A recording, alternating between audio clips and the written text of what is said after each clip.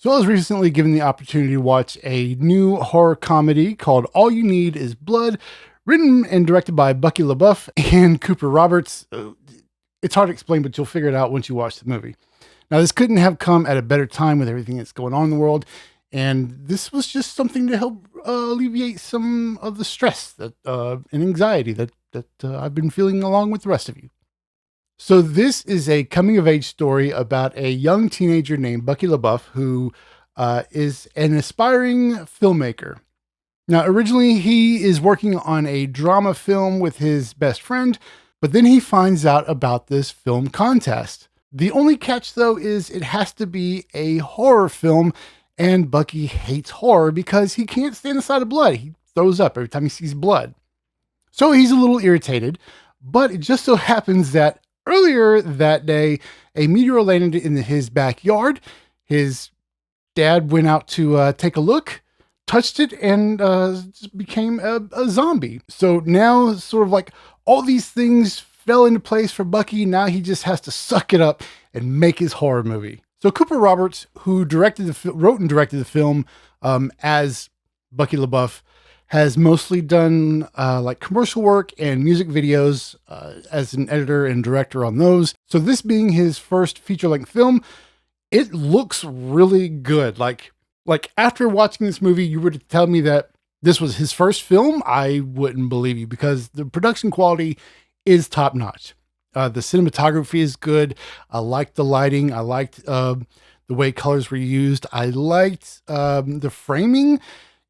Everything just looked really, really good. The story, as you can guess, it's a good story, and sometimes it's a little campy, but it was just fun to watch. You know what I mean? It's not something you're going to overanalyze and compare to other films in this category. It's just a fun movie to watch, and it does get a little goofy near the end. You're like, okay, what's going on here?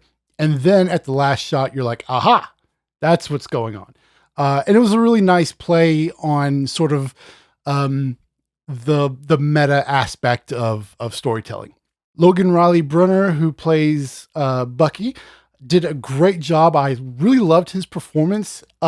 He played a realistic, typical nerdy kid, if you know what I mean. A lot of times when you have characters that are nerdy, they're a little like too cliche, too on the nose. Bucky was kind of like the nerd that I was when I was a kid. And then you have his mute best friend, Vish, played by Neel Sethi, who did an amazing job because he was able to give dialogue without actually giving any dialogue, and you knew what he was trying to communicate at all times, and he did just a fantastic job. And then you also have Emma Chase and Mena, who also gave great performances. And there's even an appearance from Eddie Griffin, which I was not expecting. But he played sort of like this. He played a Southern sheriff perfectly. Like, he could not have done a better job at that. It was just hilarious. The comedy was really well done. It was always just funny. It was never like cringy or just like off the wall silly. Like I said, it does get a little goofy at the end, but it makes sense once you watch the film. And still, it was just a lot of fun to watch. If you have the time, I highly recommend checking this one out. It is currently available on Amazon Prime. But I do have to thank Cooper Roberts for giving me a link and allowing me to screen this film. But I do apologize that it took me so long to actually get the review out.